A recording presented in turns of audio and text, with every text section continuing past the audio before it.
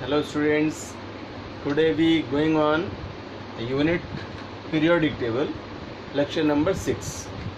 यहाँ आज हम लोग डी ब्लॉक पढ़ने वाले हैं और पिछले क्लासों में हम लोगों ने एस ब्लॉक और पी ब्लॉक को कंप्लीट किया है।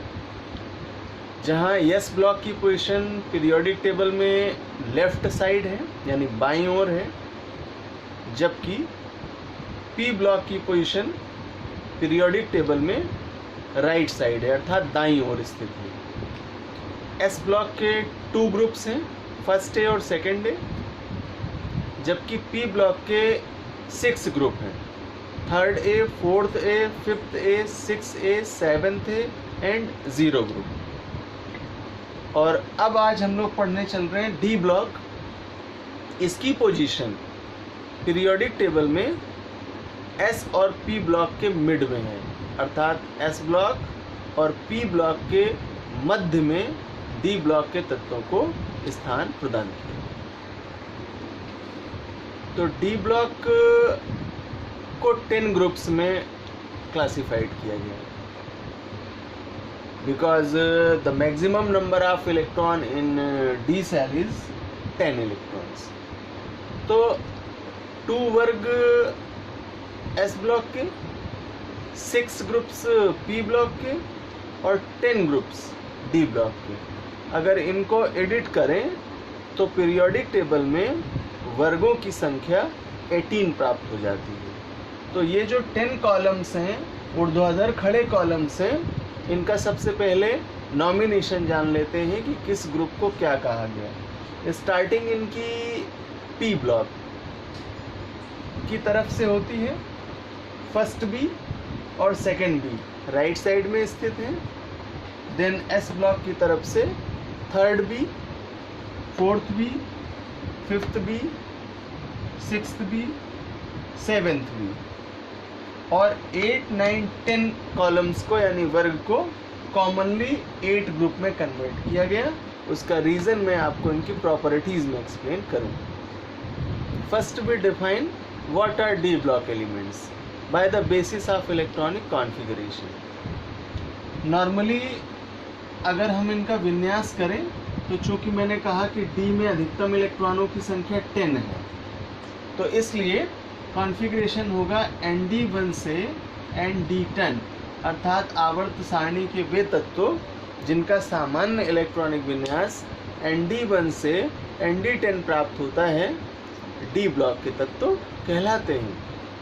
अब इन्हें हम ग्रुप वाइज क्लासिफाइड करें और आधुनिक आवर्त नियम को प्रूफ करें यहाँ, जो कि पढ़ा था हम लोगों ने कि तत्वों के भौतिक और रासायनिक गुण उनके परमाणु क्रमांकों के आवर्ती फलन होते हैं। तो स्कैंडियम का स्टार्ट होगा एटॉमिक नंबर 21 से, यानी परमाणु क्रमांक 21 से। तो चूँकि डेफिनेशन अभी हमने बताई आपको कि तत्वों के भौतिक और रासायनिक गुण उनके परमाणु क्रमांकों के आवर्ती फलन होते हैं। तो आवर्त हमें कहाँ मिलेंगे? क्षैतिज चलने पर हमें आवर्त मिलेंगे। और डी ब्लॉक की जो स्टार्ट है वो पीरियड नंबर 4 से।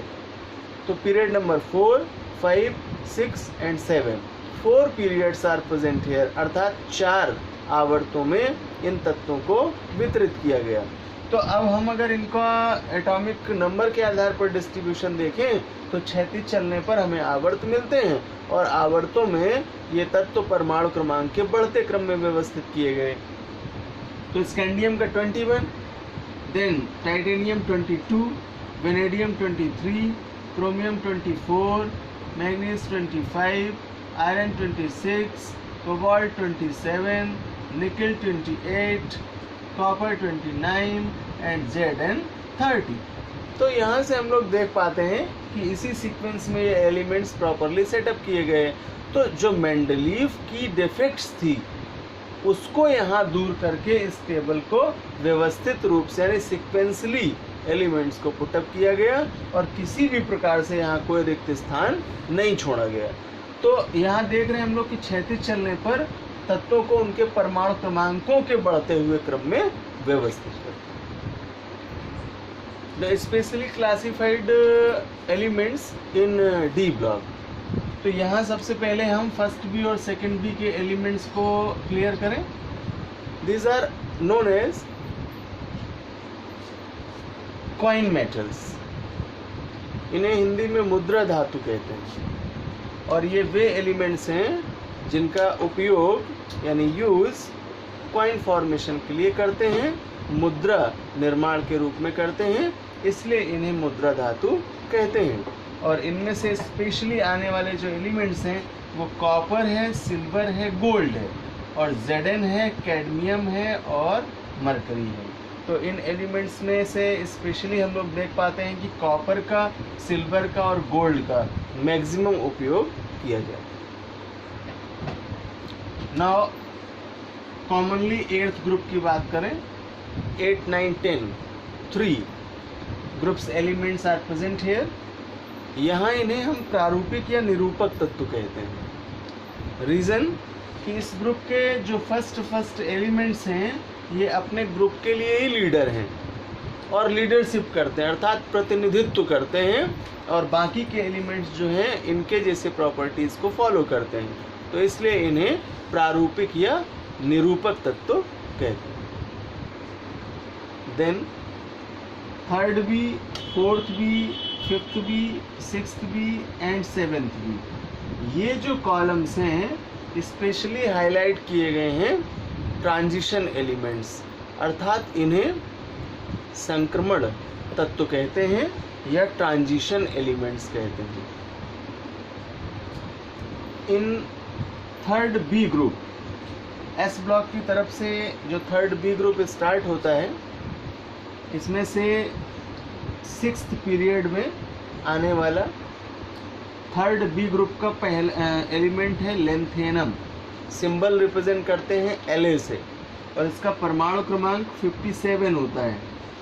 ये है एफ ब्लॉक के तत्वों की सीरीज का डेवलपमेंट करता है। एफ ब्लॉक के तत्वों को 2 सीरीज में डिवाइड किया गया है, जिन्हें क्रमशः लेंथेनाइड और एक्टिनाइड सीरीज के एलिमेंट्स कहते हैं। तो जो लेंथेनम है, La है, ये अपर सीरीज का फॉर्मेशन करता है, जिसे लेंथेनाइड श्रेणी कहते हैं, और इसके अंतर्गत 14 एलिमेंट्स आते हैं। तो एटॉमिक नंबर 57 के बाद 58, 59, 60, 61, 62 इस तरह से 14 एलिमेंट्स आपको एफ ब्लॉक में मिलते हैं। देन उसके नीचे आता है AC फॉर एक्टिनियम, परमाणु क्रमांक 89 होता है, और इससे एफ ब्लॉक की अगली सीरीज का डेवलपमेंट होता है, जिसे एक्टिनाइड श्रेणी कहते हैं, और यहाँ पर एक्टिनाइड श्रेणी में भी 14 एलिमेंट्स आते हैं। तो जब एक्टिनाइड सीरीज के स्टार्ट करते हैं तो परमाणु क्रमांक 90, 91, 92, 93, 94, 95 इस तरह से 14 एलिमेंट्स आपको इस सीरीज में प्राप्त होते हैं। तो एफ ब्लॉक के तत्वों का डेवलपमेंट करने वाले ये 2 तत्व हैं, लेंथेनम और एक्टिनियम, La एंड AC।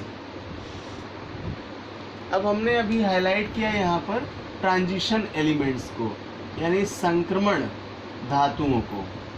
तो what are transition elements, define करें अगर इन्हें, या इनके प्रॉपर्टीज़ बहुत पूछी जाती है क्वेश्चन पेपर में, तो आप कुछ मेन पॉइंट्स हैं जिनको मैं आपको बताता हूँ, इन्हें सबमिट करिए अपने आंसर्स में।